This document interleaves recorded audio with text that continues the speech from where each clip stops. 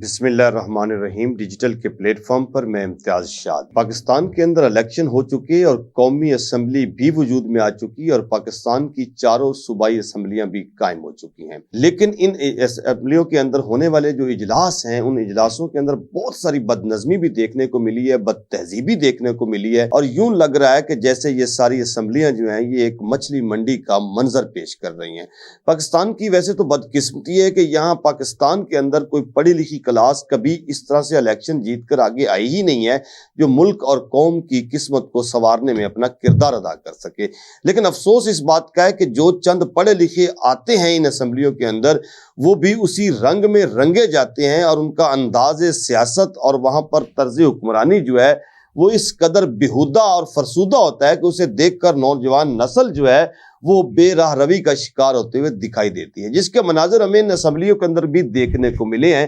حکومت کسی بھی قائم ہو جائے، حکومت کوئی بھی کرنے کے لیے آ جائے، لیکن ان کے رویے بڑا میٹر کرتے ہیں کہ جب قانون ساز اسمبلیوں میں بیٹھے ہوئے لوگ جو ہیں وہ ہلڑ بازی کا مظاہرہ کریں گے، ایک دوسرے کے اوپر آوازیں کسیں گے، جملے کسیں گے، اور وہ بازاری انداز اور زبان استعمال کریں گے جو ہمیں گلی کوچوں میں سنائی دیتی ہے، تو اس سے پاکستان کے اندر اخلاقی بحران پیدا ہوگا۔ بدقسمتی سے ہمارے سیاستدان جو ہیں اب ان کی جو نئی نسلیں آئی ہیں سیاست کرنے، وہ سب کے سب اسی ڈگر پر چلتے ہوئے پاکستان کے اخلاقی بحران کا سبب بن چکے ہیں۔ پاکستان کے نوجوان جو ہیں وہ اب سوشل میڈیا کے اوپر ان کی میمز بناتے ہیں اور ان کی کہی ہوئی باتوں کو جو ہے وہ سوشل میڈیا کے اوپر پھیلاتے ہوئے نظر آتے ہیں۔ دیکھنے کو ملا ہے کہ پاکستان کی KP کے صوبے کی اسمبلی جو ہے اس میں صوبیہ خان جب پہلی دفعہ آئیں،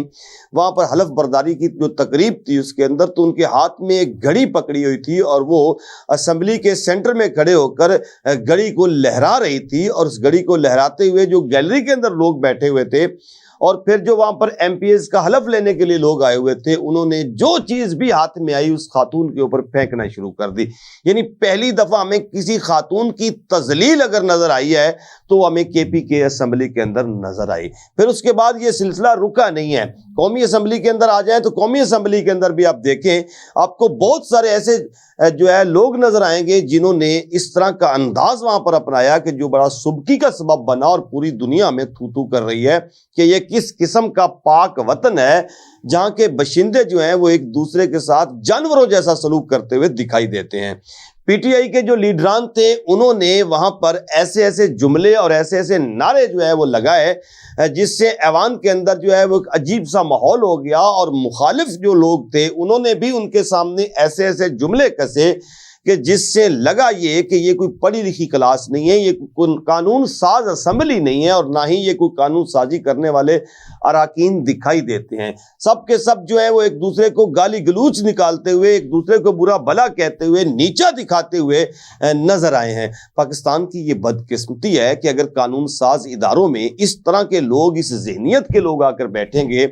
جو پاکستان کا ایک امیج بہتر ہونے کی بجائے اس امیج کو خراب کرنے کی کوشش کر رہے ہیں، تو پاکستان کی نوجوان نسل جو ہے اس میں بگاڑ کا خدشہ بڑھ جائے گا۔ اگر دیکھیں تو سینئر سیاستدان جو ہیں، اب خاص طور پر شہباز شریف صاحب جو ہیں وہ حلف لے رہے ہیں، جب اس کے بعد تقریر کرتے ہیں پہلی سپیچ کے اندر وہ کہہ رہے ہیں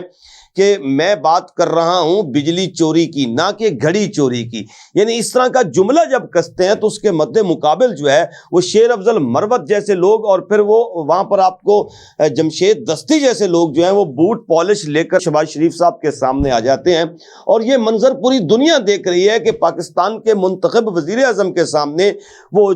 بوٹ اٹھائے ہوئے ہیں، پالش اٹھائے ہوئے ہیں اور برش اٹھائے ہوئے ہیں، جس کا پیغام دے رہے ہیں کہ شہباز شریف صاحب جو ہیں وہ اپنے ووٹوں سے یہاں پر نہیں پہنچے ہیں بلکہ بوٹ پالش کر کے پہنچے ہیں۔ یہ امیج پوری دنیا میں جا رہا ہے۔ تو دوسری طرف جو ہے وہ شہباز شریف صاحب ذمہ داری کا مظاہرہ اگر کر لیتے اور اس طرح کی سٹیٹمنٹ نہ دیتے تو شاید یہ منظر نہ ہوتا۔ اس کے ساتھ ساتھ ہمیں اور بھی وہاں پر دیکھنے کو ایسا کچھ ملا جس نے پاکستان کا امیج جو ہے وہ پوری دنیا میں تباہ و برباد کر کے رکھ دیا ہے۔ اگر ہمارے سیاستدان اب بھی میچور نہیں ہوں گے تو پھر انہیں کب میچور ہونا ہے؟ اس اسمبلی کے اندر دیکھیں تو میاں محمد نواز شریف صاحب تشریف فرما تھے، آصف علی زرداری صاحب موجود تھے، اور یہ دونوں ہی منجے ہوئے سیاستدان ہیں۔ ان کی جماعتوں کے جو لوگ ہیں جو ان کی بیک پر بیٹھے ہوئے بینچز پر تھے، ان لوگوں نے اگر اس طرح کا رویہ اپنایا ہے تو انہیں ذمہ داری کا مظاہرہ کرتے ہوئے انہیں روکنا چاہیے تھا۔ دوسری طرف پی ٹی آئی کی جماعت کا لیڈر موجود نہیں ہے گو کہ، لیکن اس وقت قیادت گور علی صاحب کر رہے ہیں، تو انہیں بھی اپنے لوگوں کو روکنا چاہیے تھا۔ اگر بیرسٹر گور علی خان جو ہے وہ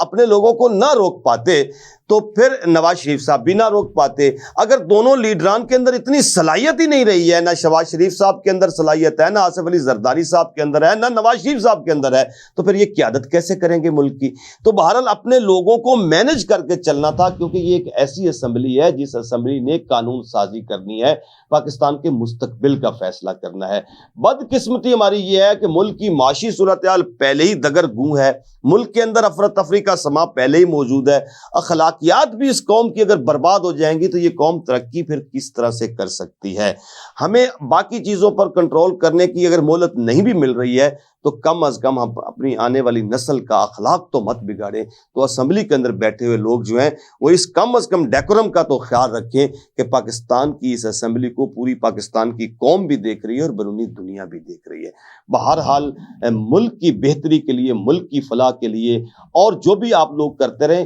رویے اپنے ٹھیک رکھیں، اسمبلی کو بہتر طریقے سے چلائیں۔ آپ ایک دوسرے کی مخالفت ضرور کریں، لیکن گالی گلوچ اور ایک دوسرے کے اوپر چیزوں کو پھینکنے کا عمل جو ہے اس سے دور رہیں، ورنہ ملک اس قدر دور نکل جائے گا کہ پھر اسے واپس اپنی جگہ پر لانا مشکل ہی نہیں ناممکن ہو جائے گا۔ اپنے گرد و نواح کا خیال رکھیے گا۔ امتیاز شاد کو اجازت دیں۔ پاکستان پائندہ باد۔